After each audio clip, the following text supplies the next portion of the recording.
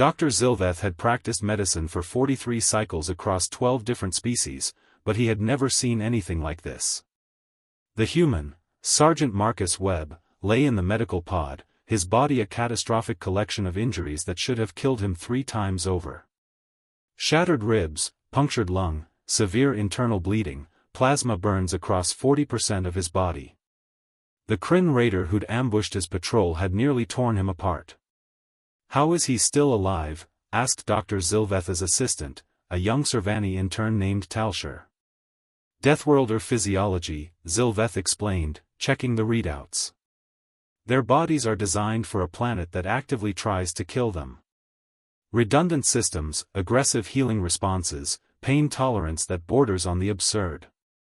They'd put Webb into a medically induced coma 3 days ago to give his body time to heal.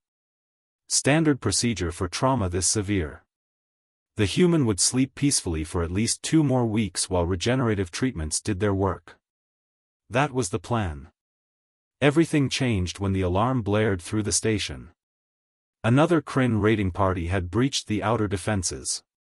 The same group that had attacked Webb's patrol. They were hunting for survivors. Zilveth was evacuating patients when he heard it, a sound that made his medical training clash with his survival instincts. The hiss of a medical pod opening. He turned to see Sergeant Webb sitting up, ripping monitoring cables from his chest with methodical precision. The human's eyes were open but unfocused, pupils dilated. He was still under sedation, enough medication to keep a Borgathi unconscious for a week. "Sergeant Webb, you need to lie back down." Zilveth rushed over. "You're in no condition to." Webb's hand shot out, gripping the doctor's arm with surprising gentleness despite the obvious threat posture. The human's eyes focused, and Zilveth saw something terrifying. Webb was conscious, aware, and completely lucid despite having enough sedatives in his system to stop a draft animal's heart. "Kryn?"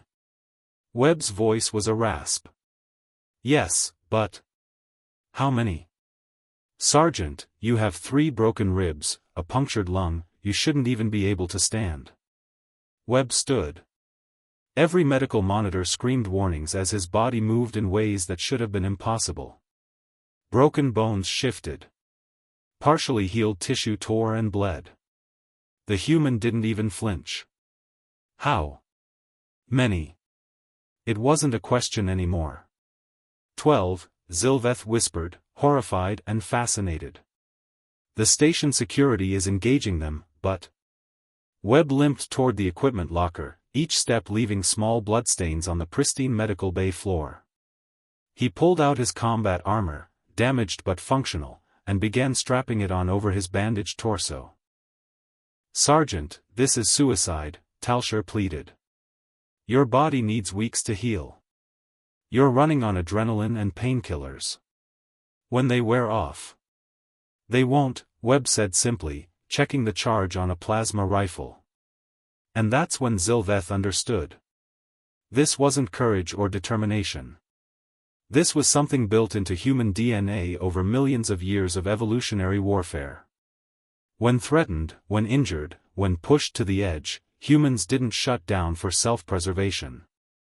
They activated something else. Something primal. "Doctor," Webb said, his voice clearer now, "keep the patient safe. I'll handle the Kryn. You can't fight 12 raiders in your condition." Webb smiled, and it was the expression of Earth's apex predator. "I'm not in my condition. I'm in theirs now." He left the medical bay, moving with a fluid lethality that contradicted every medical scan. Zilveth pulled up the security feeds, unable to look away. What followed would become mandatory viewing at every xenomedicine program in the galaxy. Webb moved through the station corridors like a wounded animal, which was exactly what he was, and exactly why he was so dangerous. He didn't fight with technique or strategy. He fought with pure, calculated violence. The first Kryn raider never saw him coming.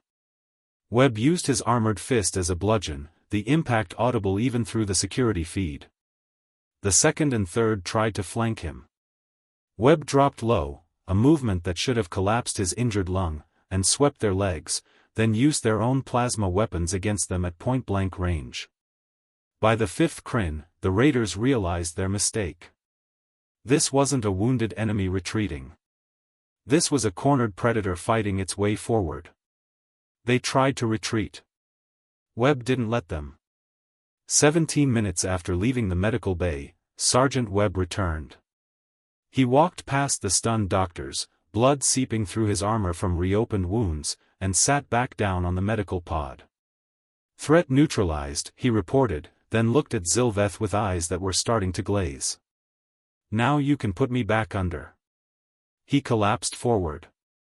Zilveth and his team rushed to stabilize him, working frantically to repair the damage Webb had done to his already catastrophic injuries. "How?" Talsher asked in disbelief, staring at the biometrics. "How did he fight with this damage? How did he move? How did he win?" Zilveth was reading Webb's brain scans, seeing the neurochemical cascade that had overridden pain, exhaustion, and rational thought. A cocktail of adrenaline, endorphins, and compounds that didn't even have names in galactic medical databases. "Because humans evolved on a world where stopping to heal meant death," he said quietly. "They developed the ability to keep fighting long past the point where their bodies should quit. It's not courage. It's not willpower. It's biology." He pulled up Webb's medical history. Dozens of similar incidents. Humans fighting through injuries that would incapacitate any other species. Soldiers who walked on broken legs. Pilots who landed ships while bleeding out. Civilians who performed impossible feats of strength when their children were threatened.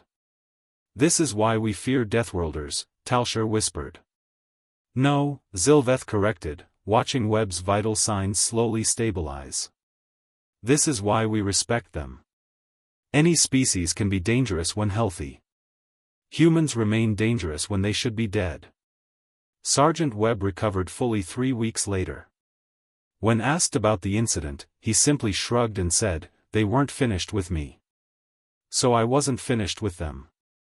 The medical report became classified reading for all xenomedicine students, with one note from Dr. Zilveth at the bottom. "Never assume a human is defeated simply because they should be. Their biology doesn't acknowledge should. It only knows will. And in the cold mathematics of survival, human will had proven stronger than physics, medicine, or common sense. It always had been."